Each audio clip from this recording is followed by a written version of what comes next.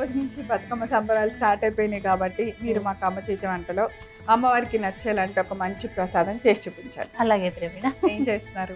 ఈరోజు గోధుమ హల్వా చేస్తున్నాను. గోధుమ హల్వా. సో మరి ఎందుకు ఆలస్యం, ఈరోజు మన అమ్మ చేతి వంటలో బతుకమ్మ స్పెషల్గా గోధుమ హల్వా చేయబోతున్నాము. దానికి కావాల్సిన ఇంగ్రీడియంట్స్ అన్ని ఒకసారి చూసేద్దాం.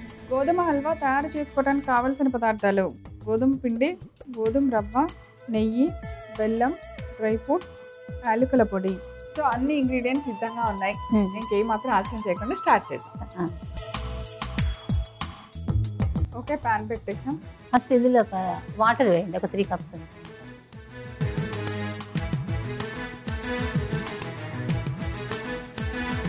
ఫస్ట్ వాటర్ బాయిల్ అయిన తర్వాత మనం ప్రాసెస్ స్టార్ట్ చేస్తాం.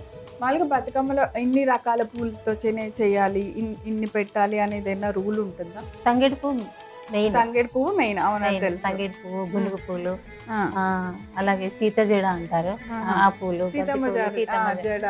ఆ పూలు, అలా ఎన్ని రకాల పూలైనా మనం అలంకరించుకోవచ్చు.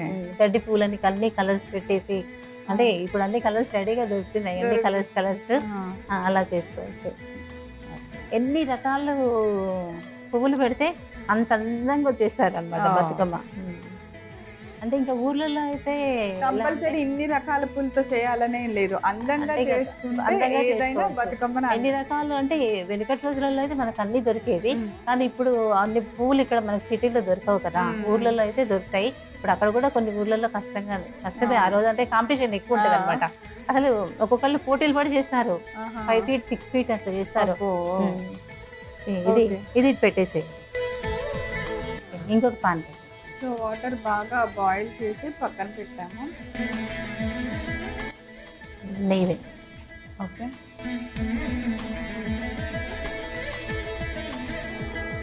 ఇందులో కొంచెం డ్రై ఫ్రూట్స్ వేస్తున్నాను. ఇది తీసి పక్కన పెట్టేసి. సో బాదం పప్పు ముక్కలు, జీడిపప్పు ముక్కలు వేసాము. అన్నం కంపల్సరీ చేస్తారు కదా ప్రసాదంగా బతుకమ్మకి. అంటే ఈ రోజు ఎక్కువ ఏంటంటే మల్లీజా ముద్దలు చేస్తామన్నమాట.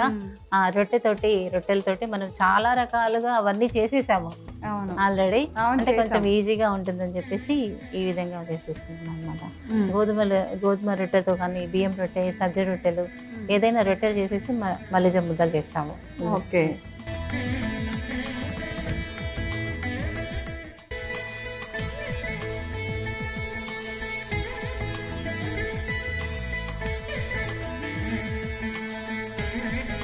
డ్రై ఫ్రూట్స్ అన్ని పక్కన బౌల్లో పెట్టుకుంటున్నాం.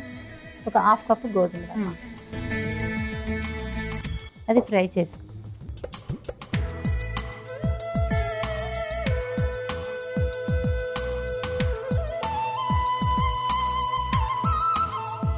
ఇందులోనే గోధుమ పిండి, ఇది ఒక 1/2 కప్ వేసుకో.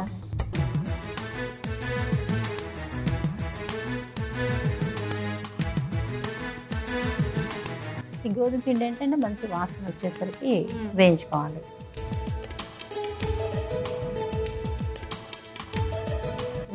వేడి నీళ్ళే పోయాలా?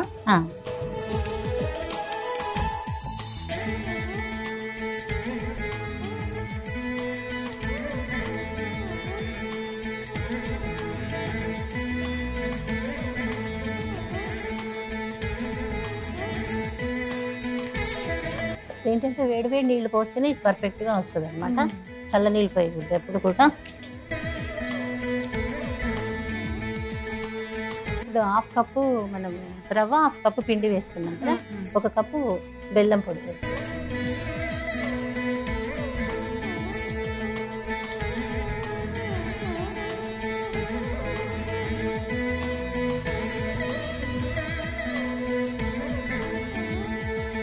హల్వా కాబట్టి ఇదంతా కొంచెం పాకం వచ్చి దగ్గర పడాలేమో కదా. వచ్చేస్తుంది.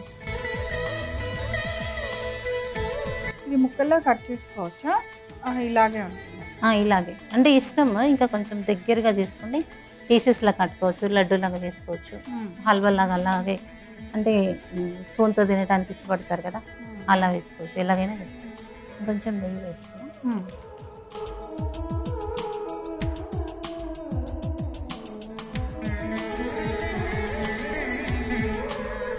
సో సో పద్మ గారు అయిపోయింది కదా, దగ్గరకు వచ్చేసింది. కొద్దిగా ఇలాచి పౌడర్ స్టవ్ ఆఫ్ చేసేయచ్చు.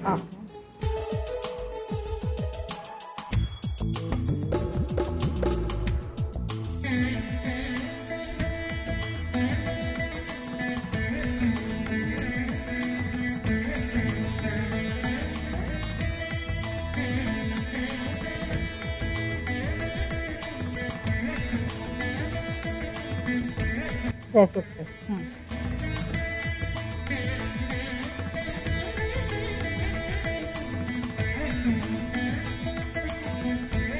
ఓకే ప్రవీణ, గోధుమ హల్వా రెడీ అయిపోయింది. బతుకమ్మ స్పెషల్.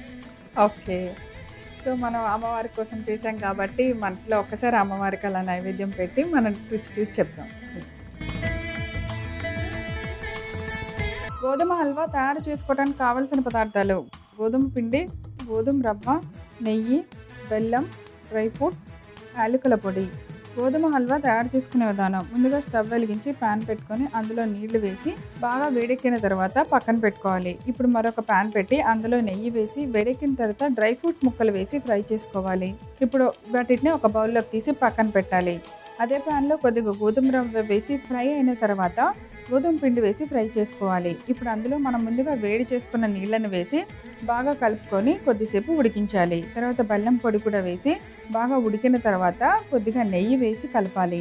చివరిగా కొద్దిగా యాలకుల పొడి వేసి దగ్గర పడిన తర్వాత ఒక ప్లేట్లోకి తీసి వేయించిన డ్రై ఫ్రూట్స్తో గార్నిష్ చేసి సర్వ్ చేయండి. ఎంతో రుచికరమైన గోధుమ హల్వా రెడీ.